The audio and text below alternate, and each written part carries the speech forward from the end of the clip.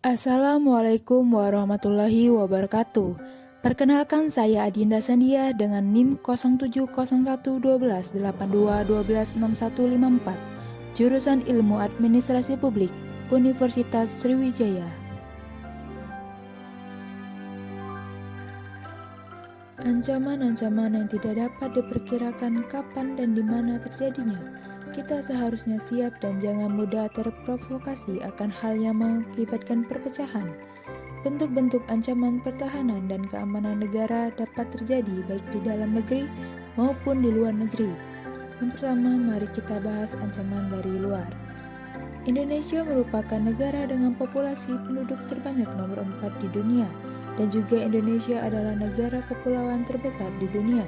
Indonesia memiliki lebih dari 17.000 pulau, di mana hanya sekitar 7.000 pulau yang berpenghuni.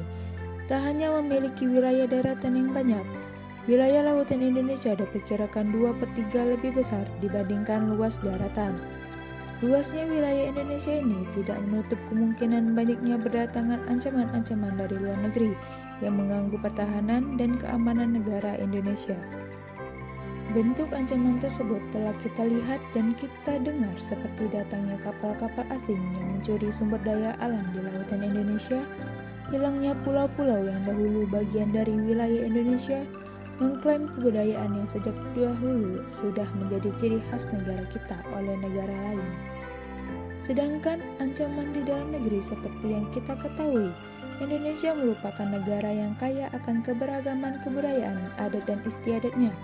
Keberagaman tersebut seringkali menimbulkan perpecahan yang mengarah pada perbedaan sara, suku, agama, ras, dan antar golongan, di mana perpecahan tersebut akibat dari individu maupun sekelompok orang yang merasa sukunya, rasnya, agamanya, golongannya, dan bahasanya yang lebih baik, atau bisa disebut sikap chauvinisme.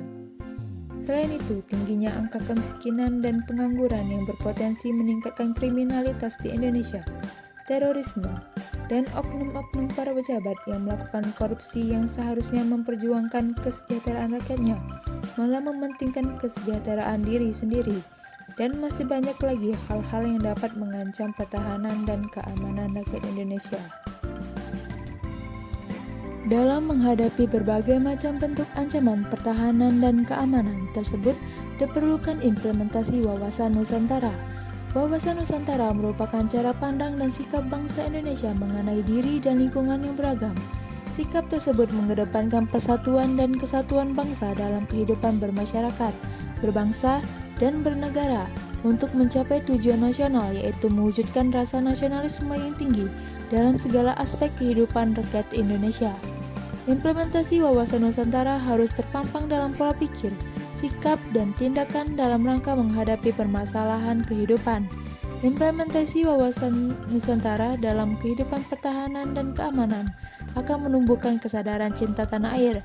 Tidak hanya itu, implementasi ini juga akan membentuk sikap bela negara setiap warga negara Indonesia yang akan menjadi modal utama yang menggerakkan partisipasi warga negara Indonesia dalam menanggapi setiap bentuk ancaman.